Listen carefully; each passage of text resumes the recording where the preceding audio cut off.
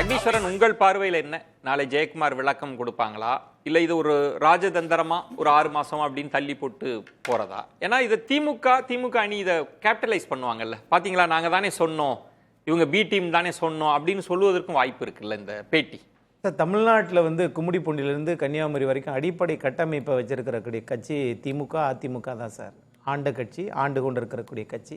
இதில் சில சேதாரங்கள், இந்த கட்சியை நகர்த்திட்டு நம்ம வரலாமா இப்படின்ற ஆசை எல்லோருக்கும் இருக்கத்தான் செய்யும். ஆனால் இங்கே என்ன வேதனை அப்படின்னா, திமுக கூட இருக்கக்கூடிய 13 கட்சிகளும் எவ்வளவு முரண்பாடுகள் இருந்தாலும் அங்கு ஒரே ஒரு முதலமைச்சர் தான் தமிழ்நாட்டின் திமுகவின் தலைவர், தமிழ்நாட்டின் முதலமைச்சர் அவர் மட்டும்தான். 13 கட்சி யாராவது வாய் திறக்கிறாங்களா? என்ன முரண்பாடுகள் இருந்தாலும். ஆனால் அவர்கள் நல்லது செய்து தொடர்ந்து வெற்றி பெறவில்லை. ஆனால் அதிமுக கூட்டணியில் அல்லது பிற கட்சிகள், தமிழ்நாட்டில் 7 கட்சிகள் இருக்குது.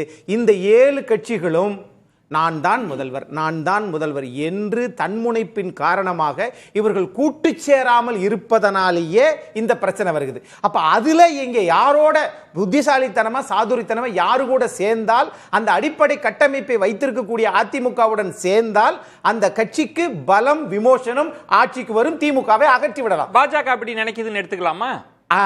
நல்ல கேள்வி சார். இது சரியான பதில் வந்து நான் சொல்லணும்னு விரும்புறேன். முதலமைச்சர் எடப்பாடி பழனிசாமி தான் என்று சொல்ல தயாரா? நீங்கள் சொன்ன பிரச்சனை இல்ல, சொல்லுவீங்களா? சொல்லுங்கன்ற. முதல்ல நீங்க எதையும் சொல்ல மாட்டோம், நாங்கள் தான் என்டிஏ ஆட்சி அமைக்கும் என்று கேட்டால் 2021 திமுக வாங்கிய வாக்கு 37%, அதிமுக வாங்கிய வாக்கு 33.4%. ஆனா பாஜக வாங்கிய வாக்குகள் 2.6%. இது மாநில தேர்தல். நீங்க சொல்வது வந்து திமுகவை எதிர்ப்போம், முதலமைச்சர் வேட்பாளரா ஏத்துக்கிட்டு வாங்க, எல்லாரும் வரலாம். ஒரு அலைன்ஸ் ஏற்றுக்கொண்டால் எதிர்மறை வாக்குகள் திமுகவுக்கு இருக்கிற போது அதை அறுவடை செய்யலாம். இது ஒண்ணு. இன்னொன்னு, போற போக்குல அப்படியே பாய்மர கப்பலை வந்து மின்சார கப்பலா மாத்தி விட்டாங்க நம்ம எழுத்தாளர். என்னன்னா, இங்க ராஜ்யசபா சீட்டை வச்சுதான் தமிழ்நாட்டில் அரசியல் நகர்கிறது அப்படின்னு சொல்றாங்க. அது உண்மைதான். ஆனால் உங்கள் கணக்குப்படி ஒரு ராஜ்யசபா உறுப்பினர் மேலவை கொண்டு வரணும் அப்படின்னா 34 பேர் சொல்றீங்கல்ல.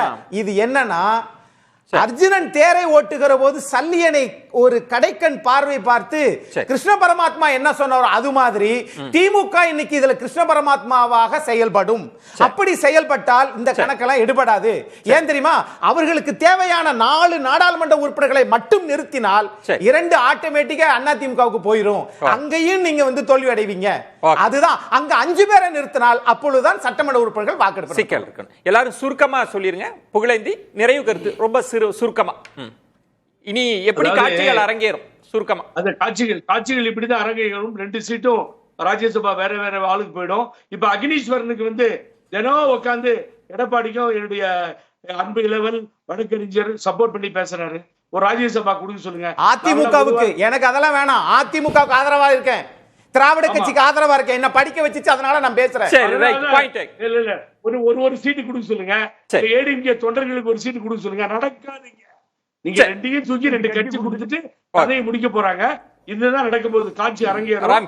ஆகவே சார், இன்னொன்னு சொன்னார் அவரு, ஏதோ பல கட்சிகள்லாம் வரணும்னாரு. எங்க இருக்கு கட்சிகள்? இப்பதான் தேமுதிக வெளியே போகுது. அப்ப அதிமுக ஒண்ணுதான் இருக்கும். அது திமுக எதிரின்னு சொல்லிட்டு இருக்க வேண்டியதான். இப்ப எங்க இருக்கு வேற கட்சிகள்? ஆகவே வேற கட்சிகளே கிடையாது. எடப்பாடி பழனிசாமி தலைமை ஏற்று ஒரு கட்சியும் வரப்போவதில்லை. தேர்தல் கூட்டணி நாயகன்னா திரு எடப்பாடி பழனிசாமி அவர்கள் தான். அவருடைய நகர்வை பொறுத்துதான் திமுக கூட்டணி இன்டாக்டா இருக்க போகிறதா, விஜய் தனித்து நிக்க போகிறாரா இல்லங்கிறது எடப்பாடி பழனிசாமி அவருடைய நகர்வை பொறுத்துதான். பால் அவருடைய கோர்ட்ல தான் இருக்குது. அவர் எப்படி விளையாட போகிறார் என்பதை நம்ம பார்க்கலாம். அமித்ஷா அவங்க கையில எல்லாம் இல்ல. அமித்ஷா இல்ல. அத நீங்க அவங்களே கூட்டணிக்கு வந்தா கூட அதை முடிவு செய்ய இடத்துல எடப்பாடி இருக்கார். அவர் அதை நோக்கி போகிறாரா இல்லைங்கிறது நீங்க பிரகாஷ் சொன்னதோட சேர்த்து எனக்கு சொல்லுங்க. அன்றைக்கு அமித்ஷா அவர்கள் சொன்னாங்க டிடிவியை சேர்த்துக்குன்னு. ஆனா முடிவெடுக்கும் இடத்துல இபிஎஸ் தான் இருந்தாங்க. இப்பவும் அவர் தான் ஆட்ட நாயகன்றாங்க. உங்க நிறைவு கருத்து சார்? இப்போ அவர் ஆட்ட நாயகன் இல்லை சார். அதாவது இப்போ வந்து டெசிஷன் பெண்டிங், 3rd அம்பியர் தான் டிசைட் பண்ணோம். புரியுதா? எல்பிடபிள்யூ ஆயிட்டார் எடப்பாடி. டெசிஷன் வந்து பெண்டிங். 3rd அம்பியர் வந்து எல்பிடபிள்யூவா இல்லையான்னு சொல்லணும். 3rd ampere BJP. 2வது விஷயம் வந்து தமிழக அரசியல்ல வந்து இப்போ முதல்வர் வேட்பாளர் தான் பிரச்சனையே. தாவேக்காக்கும் பிரச்சனை எது? முதல்வர் வேட்பாளர் யாருன்றது தான். என்டிஏ வந்து எங்கேயுமே, இந்தியா முழுக்கவே எங்கேயுமே வந்து இப்போ பீகார்ல வந்து நிதிஷ்குமார் தான் சீஃப் மினிஸ்டர். என்டிஏ வந்து செகண்ட் பிடில் தான் வாசிக்குது, ரைட்டுங்களா? அவங்க வந்து அந்த மாதிரி வாசிக்கிறதுக்கு அவங்க தயங்கவே இல்லை. தமிழகத்தில் அந்த மாதிரி அவங்க ரெடியாக தான் இருக்காங்க. எடப்பாடி சீஃப் மினிஸ்டர்ன்ற ஒரு விஷயம், எடப்பாடிக்கு மற்றவங்களை எல்லாரையும் சேர்த்துக்கிட்டா தன்னோட பொதுச் செயலாளர் பதவி போயிடுன்ற பிரச்சனை. நன்றி பிரகாஷ். பொதுவாக வந்து அரசியலில் வந்து விளையாட்டை உதாரணமாக சொல்றீங்க, கிரிக்கெட் ரசிகர்கள் எல்லாம் கூட நேர்பட பேச நோக்கி திருப்பி இருக்கிறீங்க பிரகாஷ், கிரிக்கெட் ஓமையை சொல்லி.